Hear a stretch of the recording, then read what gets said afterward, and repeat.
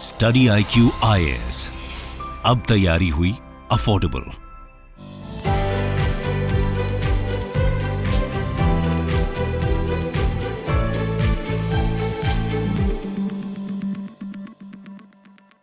Hello दोस्तों, आप सभी का स्वागत है स्टडी IQ पे। मेरा नाम है कुंवर प्रतीक और आज आप सभी को ये सेशन रिकॉर्डेड फॉर्मेट में मिल रहा है। उसकी वजह बहुत ही लॉजिकल वजह है, क्योंकि आप जान रहे हैं आज के समय मेंस 2022 यूपीएससी के एग्जाम हो रहे हैं और उसका लाइव डिस्कशन हमारे स्टडी IQ यूट्यूब चैनल पे चल रहा है। आज जीएस पेपर 1, जीएस पेपर 2 का एग्जाम हुआ है और उसका डिस्कशन क्योंकि लाइव चल रहा है, इसलिए ये सेशन आपके लिए मैं रिकॉर्ड कर दे रहा हूं, ताकि आप लोग को जो डेली इकोनॉमी न्यूज है उसमें कोई भी गैप ना आए। ताकि 2 सेशन लाइव चलेंगे तो आप लोग कंफ्यूज हो जाओगे क्या देखें, तो रिकॉर्डेड फॉर्मेट में आपको मिल रहा है। सो आपकी पढ़ाई में कोई अड़चन नहीं आ रही है, रिकॉर्डेड फॉर्मेट में आपके लिए है। तो welcome guys to daily economy news. 17 सितंबर है आज, सैटरडे, और आज भी हम डेली इकोनॉमी न्यूज में इकोनॉमी से जुड़े हुए 2 टॉपिक्स जो न्यूज में हैं उनको डिस्कस करेंगे। और वो 2 टॉपिक क्या होंगे उनको देख लेते हैं। पहला है इवन विदाउट PLI। PLI क्या है? प्रोडक्शन लिंक्ड इंसेंटिव स्कीम जो सरकार चलाती है ताकि मैन्युफैक्चरिंग में प्रोडक्शन बढ़े। Chinese firm top made in India smartphones, यानी प्रोडक्शन लिंक्ड सब्सिडी के और इंसेंटिव के बावजूद, उसके बिना ही चाइनीज कंपनियां जो मेड इन इंडिया स्मार्टफोन्स बना रही हैं उनका प्रोडक्शन बढ़ा है। वो क्या है समझेंगे।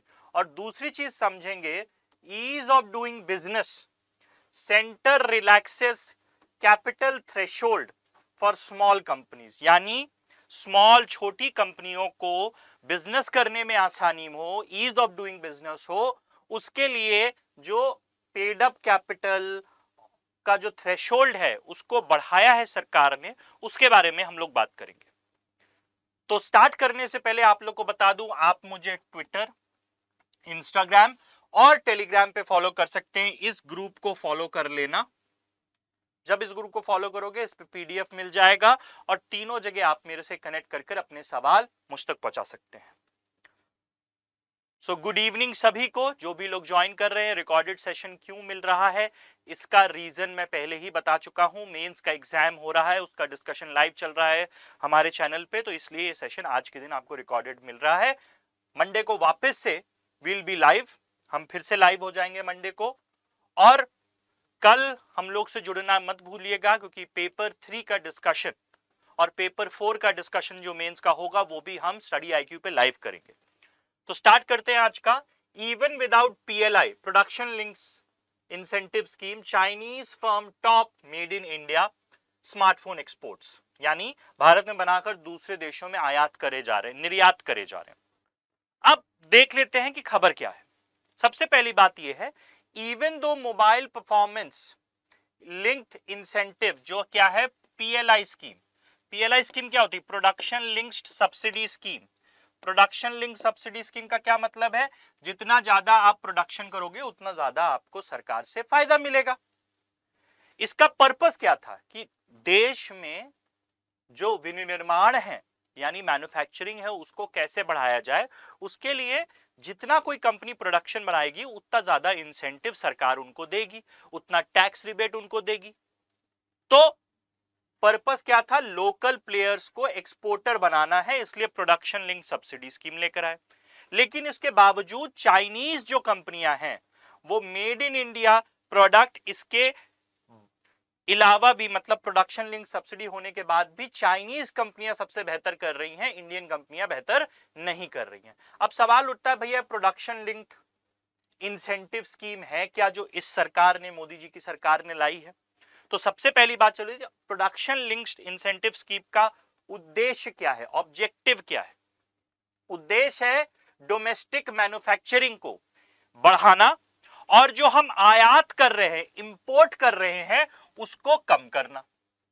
मैन्युफैक्चरिंग यानी विनिर्माण को बढ़ाना और आयात को कम करना, इंपोर्ट को कम करना।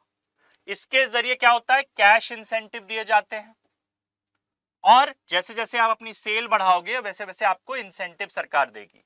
और डिफरेंट डिफरेंट प्रोडक्ट्स पे मैन्युफैक्चरिंग और इंपोर्ट कम करने के लिए इसमें किया जाता है। कौन कौन से सेक्टर्स इसमें है?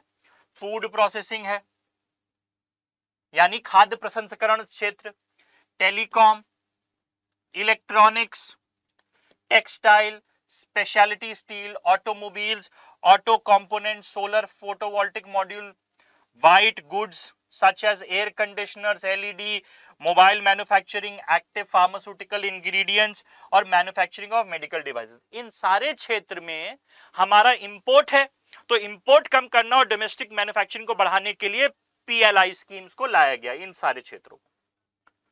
अब प्रोडक्शन लिंक्ड इंसेंटिव जी स्कीम जो है, जैसे जैसे आप अपनी सेल बढ़ाते हो, प्रोडक्शन बढ़ाते हो, उस पे आपको 4 से 6% इंक्रीमेंटल सेल्स होती है बेस ईयर के हिसाब से, तो गुड्स मैन्युफैक्चरिंग पे आपको इंसेंटिव दिया जाएगा। ठीक है, टारगेट सेगमेंट हम किसकी बात कर रहे हैं? मोबाइल की एंड स्पेशलाइज्ड इलेक्ट्रॉनिक आइटम्स। कौन एलिजिबल है? Subject to thresholds of incremental investment, यानी इतना इन्वेस्टमेंट बढ़ाना है आपको, इंक्रीमेंटल सेल इतना बढ़ाना है ऑफ मैन्युफैक्चर्ड गुड, और ये इंक्रीमेंटल सेल दिया गया है। तो इससे क्या होगा? लोगों को क्या होगा कि भैया हमें जो टैक्स बेनिफिट मिल रहा है, प्रोडक्शन बढ़ाओ, मैन्युफैक्चरिंग बढ़ाओ, इंपोर्ट घटाओ, तो सरकार से हमें बेनिफिट मिलेगा। तो ये सरकार की एक योजना थी जिसके जरिए सरकार बढ़ाना चाह रही थी। लेकिन अभी ये पाया गया है कि चाहे वो ओप्पो हो, वो चाइनीज फर्म है, चाहे वो वीवो हो, चाइनीज फर्म है, सैमसंग साउथ कोरिया की है, भारत FIH इंडिया की है, डाइसन इंडिया की है, और बाकी लोग भी इंडिया के हैं। ये पाया गया है कि PLI स्कीम के बावजूद चाइनीज फर्म सबसे ज्यादा प्रोड्यूस कर रही हैं स्मार्टफोन्स, उनका शेयर सबसे ज्यादा है यहां से बनाकर बाहर एक्सपोर्ट करने में। तो अगर हम ओप्पो का देखें तो 20% है, अगर हम वीवो देखें तो कितना है? वीवो का है 13.3%। तो अगर इन दोनों को ही जोड़ दें तो लगभग 33.5% चाइनीज कंपनियों का है। ये फाइनेंशियल ईयर 2021 के क्वार्टर 2 में ऐसा था। अब फाइनेंशियल ईयर 2022 के क्वार्टर 2 में क्या था भाई? देख लो, 23.9% ओप्पो था, 14% वीवो था, मतलब और बढ़ गया, लगभग 38% उन्हीं का मैन्युफैक्चरिंग थी, एक्सपोर्ट था। तो इंडियन कंपनियों का नहीं हो पा रहा है। तो while these shipments grew by 16% year on year to 44 million units in the second quarter of calendar year 2022, a significant contribution continues to come from Chinese company. Chinese company सबसे ज्यादा प्रोड्यूस करके और एक्सपोर्ट कर रही हैं। अब Chinese कंपनियों को PLI स्कीम का फायदा नहीं मिलता है, PLI स्कीम से वो एक्सक्लूडेड हैं, क्योंकि हम चाइनीज को तो फायदा देना नहीं चाहते हैं फॉर जियोपॉलिटिकल रीजंस, तो उनको एक्सक्लूड कर दिया है। इसके बावजूद वो बेहतर कर रहे हैं और बाकी लोग नहीं बेहतर कर रहे हैं। ठीक है, अब report illustrates that share of shipment of Chinese smartphone makers Oppo and Vivo have increased despite not being PLI beneficiaries। और PLI बेनिफिशियरी का सबसे ज्यादा फायदा किसने उठाया है? सैमसंग ने उठाया है, जो साउथ कोरिया की कंपनी है। Was the only PLI beneficiary जिसको फायदा मिला है भारत में, मार्केट शेयर सिर्फ उसका बढ़ा है। इंडियन कोई भी कंपनी का मार्केट शेयर PLI स्कीम के जरिए नहीं बढ़ रहा है। तो Indian smartphone manufacturer either command negligible market share और lost market share। ठीक है, पिछले क्वार्टर से लेकर दूसरे क्वार्टर 21 से लेकर 22 में या तो उनका बहुत कम मार्केट शेयर है, या तो वो जो मार्केट शेयर था वो भी गवा चुके हैं। तो इंडियन PLI बेनिफिशियरीज कौन है? लावा वाले, माइक्रोमैक्स, ऑप्टिमस, ये सब क्या है? इंडियन स्मार्टफोन मैन्युफैक्चरर है। उनका जो मार्केट शेयर है वो बहुत कम है PLI योजना के बाद भी। सिर्फ सैमसंग एकलौती कंपनी जिसको फायदा मिला है। Center committed to sleeve of subsidies in exchange of PLI beneficiaries pledged that they will reach a total production of 10.5 lakh crore over next 5 years with 60% of the total production targeted for global markets। यानी PLI योजना के अंदर सरकार ने यह कहा कि आपको अगले पांच साल में इतने लाख करोड़ का प्रोडक्शन करना है स्मार्टफोन्स का, जिससे 60% प्रोडक्शन एक्सपोर्ट किया जाएगा, ताकि भारत का जो व्यापार घाटा है, ट्रेड डेफिसिट है, उसको हम कम कर सकें चाइना के साथ, क्योंकि चाइना सबसे ज्यादा इंपोर्ट हो रहा है स्मार्टफोन्स का। लेकिन इसका फायदा भारतीय कंपनियां आप जैसे देख रहे हो नहीं उठा पा रही। पीएलआई योजना से चाइनीज कंपनियां बाहर है, लेकिन तब भी उनका प्रोडक्शन बढ़ रहा है, उनका एक्सपोर्ट बढ़ रहा है, हमारा नहीं बढ़ रहा है। अब साउथ कोरिया सिर्फ एकलौती साउथ कोरिया की सैमसंग थी जिसको पीएलआई पॉलिसी का बेनिफिट मिला, इंडियन कंपनी नहीं थी। अब if you look at either Indian demands, they have enough volume, Bharat में भी बहुत डिमांड है, to warrant bolstering production of export purposes. यानी भारत में बहुत डिमांड है और एक्सपोर्ट की भी बहुत डिमांड है स्मार्टफोन्स की। क्यों? क्योंकि assembly of smartphone is cheaper in India. Bharat में फोन को असेंबल करना आसान है। और भारत में असेंबल क्यों करना है? कुछ सालों पहले इकोनॉमिक सर्वे जो आता है, आर्थिक सर्वेक्षण जो आता है इंडिया का, उसने बोला कि भारत को हार्डकोर मैन्युफैक्चरिंग में घुसने की जरूरत नहीं है। उसने बोला कि भारत चाइना की तर्ज पे मैन्युफैक्चरिंग पावर बनने की कोशिश ना करे तो बेहतर है, उसके लिए बहुत सारी चीजों की जरूरत पड़ती है। लेकिन भारत दुनिया का असेंबली हब बन सकता है कि बाकी जगह से कंपोनेंट बनकर आए, इंडिया में असेंबल हो और यहां से एक्सपोर्ट हो जाए। तो assembly of smartphone is cheaper in India. क्यों? क्योंकि लेबर कॉस्ट सस्ती है। सबसे ज्यादा जो आपका प्रोडक्शन में लेबर कॉस्ट होता है कि नहीं होता है, तो लेबर इतनी सस्ती है, ये देखना है, ठीक है। तो उसकी वजह से भारत की एक एडवांटेज है। तो इसीलिए कोई सरप्राइज नहीं होना चाहिए दैट मार्केट शेयर में इंडिया लीड करे। लेकिन सवाल ये उठ रहा है कि इंडियन कंपनी इसका फायदा नहीं उठा पा रही। उसके रीजंस ये हैं कि टेक्नोलॉजी एक रीजन है, दूसरा access to rare earth metal जिससे सेमीकंडक्टर्स बनते हैं, वो एक रीजन है, ठीक है। पैसे की कमी, लेबर का इशू आ जाता है भारत में, चीप है लेकिन लेबर इश्यूज तो हैं, ठीक है।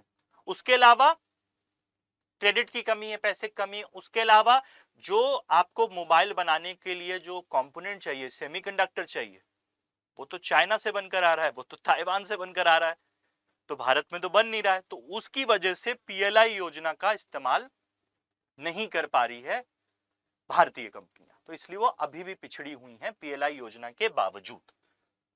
तो ये थी पहली खबर। अब हर दिन मैं आपको बताता हूं, देखिए आधे घंटे के सेशन में कुछ ही चीजें हम डिस्कस कर पाते हैं, लेकिन अगर आप सीरियसली प्रिपेयर करना चाहते हो सिविल सर्विसेज के लिए, यूपीएससी के लिए, तो पहली चीज समझो कि डरो मत।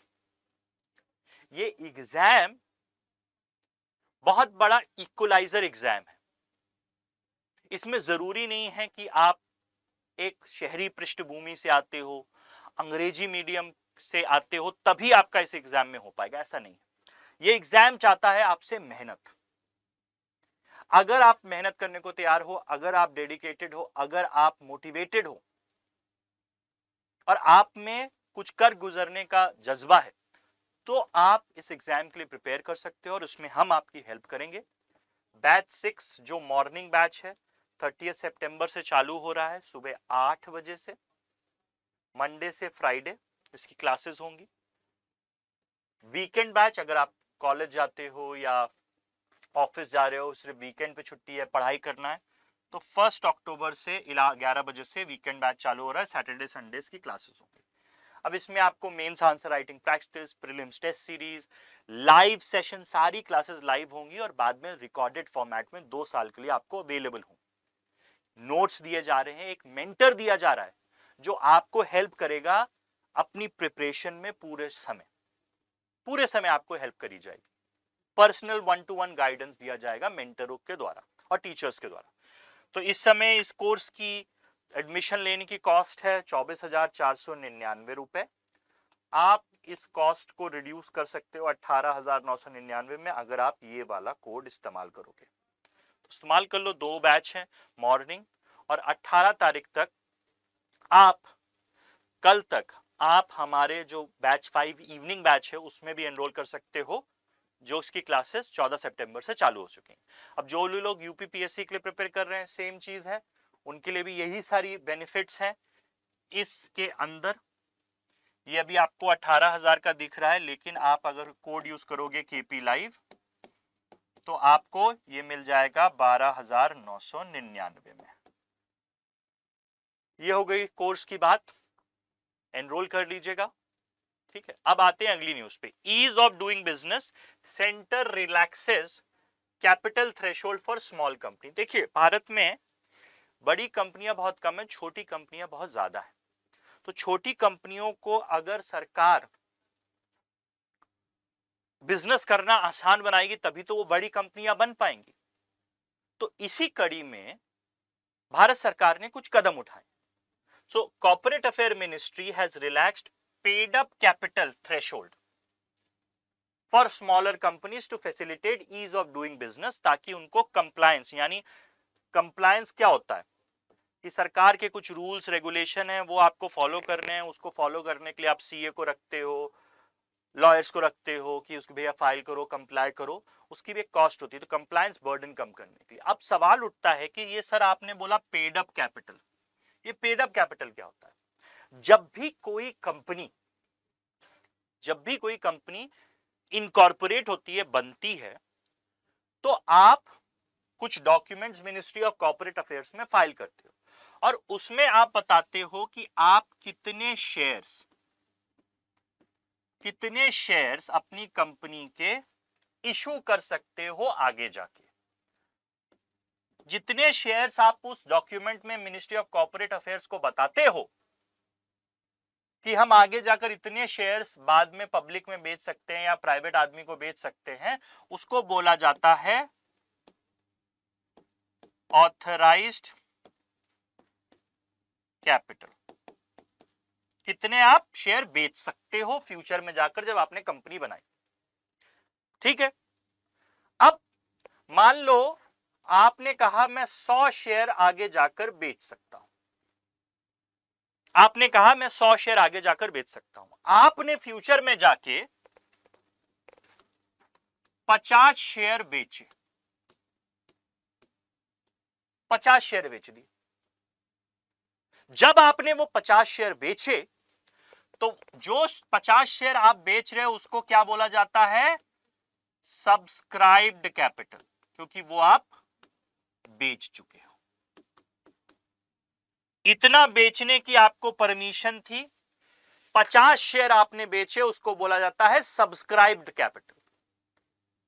अब इन 50 शेयर में, मान लो इन 50 शेयर में बेच तो दिए, मान लो ए आदमी ने ये 50 शेयर खरीद लिए, लेकिन उस ए आदमी ने अभी तक आपको सिर्फ 25 शेयर्स का पैसा दिया और 25 शेयर का पैसा देना बाकी है। तो जिस शेयर का पैसा आपको मिल चुका है, ये 25 शेयर, इसको बोला जाता है पेड अप कैपिटल। ठीक है, सब्सक्राइब्ड कैपिटल जितने बेच दिए, ऑथराइज्ड कैपिटल कितना बेच सकते हो, और बेचे हुए शेयर्स में जितने शेयर्स का पैसा आ गया वो होता है पेड अप कैपिटल। तो पेड अप कैपिटल मेरे ख्याल से समझ में आ गया होगा। अब आगे बढ़ते हैं। स्मॉल बिजनेस की कई सारी समस्याएं होती हैं हमारे देश में, स्मॉल कंपनीज की। वो क्या है? पहला क्या समस्या है कि भैया उनके पास पैसे की कमी होती है, कैश फ्लो की कमी है। पैसे की कमी है कि नहीं है? पैसे की कमी होती है। वो लोग लंबे समय के लिए प्लान नहीं करते हैं, उनके पास एक्सपर्ट्स के एडवाइस नहीं होते हैं। जो बड़ी कंपनियों के पास भाई पैसा है तो एक्सपर्ट रख सकते हैं, एडवाइस ले सकते हैं। छोटी कंपनियां चेंज होना नहीं चाहती हैं समय के साथ, और टाइम मैनेजमेंट की भी उनकी प्रॉब्लम होती, क्योंकि सारी चीज किससे जुड़ी हुई है? इससे जुड़ी हुई है, पैसे से जुड़ी। तो ये समस्या होती है स्मॉल कंपनियों की। अब सरकार ने क्या किया, सरकार ने अलाउ किया है स्मॉल मोर एंटिटीज, ज्यादा एंटिटीज को स्मॉल कैटेगरी के अंडर आ जाएगा। जो चेंज किया, क्या चेंज किया है, पहले स्मॉल कंपनी की डेफिनेशन क्या होती थी, जिसकी पेड अप कैपिटल 2 करोड़ है, 2 करोड़ या उससे कम है, वो स्मॉल कंपनी होती थी। अब सरकार ने कहा है जो भी कंपनी की पेड अप कैपिटल 4 करोड़ या उससे कम होगी उसको हम स्मॉल कंपनी की श्रेणी में रखेंगे। तो ये हो गया एक चेंज। तो इससे ज्यादा कंपनियों को स्मॉल कंपनी का दर्जा मिलेगा और उसका बेनिफिट मिलेगा और कंप्लायंसेस कम लगेंगे। दूसरी चीज क्या रिवाइज करी है, टर्न ओवर थ्रेशोल्ड, कितना आप प्रोडक्शन करके, आपका मॉनेटरी टर्म टर्नओवर है। टर्नओवर क्या होता है कि साल भर में आपने कितना प्रोडक्शन किया, उसकी मॉनेटरी वैल्यू क्या है। तो पहले क्या था कि स्मॉल कंपनियों का था कि टर्नओवर आपका 20 करोड़ या उससे कम होना चाहिए, अब क्या कर दिया है 40 करोड़ या उससे कम। तो मॉनेटरी थ्रेशोल्ड बढ़ा दिया है, क्यों, ताकि स्मॉल कंपनियों को और फायदा मिले कम कंप्लायंसेस का और उनको बड़ा होने का मौका मिले। ठीक है, now small companies exempted from preparing cash flow statement. पहले उनको कहां से पैसा आ रहा है, किधर जा रहा है, ये बताना पड़ता था, अब उसको हटा दिया है, अब आपको वो नहीं फाइल करना है। Small companies can file abridged annual return in MCA. Abridged क्या होता है कि पार्ट्स में आप अपना एनुअल रिटर्न, कि आपका काम क्या चल रहा है, कितना प्रोडक्शन हुआ, कितना ये हुआ, वो आप पार्ट्स में मिनिस्ट्री ऑफ कॉर्पोरेट अफेयर्स के पोर्टल पे डाल सकते हो। तो उससे कंप्लायंस बर्डन कम हो जाएगा, कंपनीज को बड़ा होने का समय मिलेगा। ये चेंजेस किए। अब with latest relaxation, benefits of small companies could drive includes dispensing with cash flow statement, जो आपको बता दिया, filing abridged return, no mandatory rotationary auditors, कोई ऑडिट नहीं कराना आपको, no need to report adequacies of internal financial controls and operating effective auditors, ये सारी चीजें अब हटा दी ताकि कंपनियां बिजनेस करें, ये कंप्लायंस पे ध्यान देने से छुट्टी पाएं, ताकि वो बिजनेस बड़ा करने पे ध्यान दे सके। ये सारे चेंजेस करे गए हैं ताकि स्मॉल बिजनेस बड़े हो सके। ठीक है, अब this is a significant move aligned with government's objective of promoting ease of doing business. Bharat सरकार चाहती है कि बिजनेस करना आसान हो सके भारत में। तो उसमें सबसे पहला क्या है, सरकारी कंप्लायंस बर्डन, यानी ये लॉ फॉलो हो रहा है कि नहीं हो रहा, वो लॉ फॉलो हो रहा है, इसका फाइल करो, वो फाइल करो, ये फाइल करो, ये सब से छुटकारा देना है। और जो ये इंक्रीज करिए लिमिट 2 करोड़ से 4 करोड़, 20 करोड़ से 40 करोड़, इससे कंपनी को बड़ा होने में ओवर टाइम मदद मिलेगी। तो स्मॉल कंपनीज फिर लार्ज कंपनीज हो सकती हैं, बिग कॉर्पोरेट्स भी बन सकती हैं। ये 2 खबरें थी जो आपसे डिस्कस करनी थी। जाने से पहले एक बार फिर से बताता हूं, बैच 6 मॉर्निंग है, वीकेंड बैच भी लॉन्च हो चुका है, इन दोनों में आप एनरोल कर सकते हो। कोड आपको यूज करना है KP लाइव और आपको ये 18,999 मिल जाएगा। देखिए ये एक बहुत अफोर्डेबल प्राइस है, अगर आप बाहर जाओगे तो लाखों में यही कोर्स आपको मिलेगा और मेंटर भी नहीं मिलेगा आपको। इसमें आपको mentor, prelims crash course, prelim answer writing, mains answer writing, prelims test series, notes, सारी चीजें दी जा रही है। तो इसमें आप एनरोल कर अपनी पढ़ाई को चालू कर सकते हो। इसके अलावा जाने से पहले मैं आपको बता दूं कि ये सोशल मीडिया प्लेटफॉर्म्स पे आप फॉलो कर सकते हो मुझे, इस ग्रुप को फॉलो कर लेना, PDF मिल जाएगा। और साथ ही साथ मैं आपको बता दूं आज का सेशन रिकॉर्डेड फॉर्मेट में आपको इसलिए मिला क्योंकि मेंस एग्जाम का डिस्कशन चल रहा है। कल संडे के दिन भी GS पेपर 3 और 4 का डिस्कशन हमारे प्लेटफॉर्म पे होगा, आप लोग जरूर जुड़िएगा।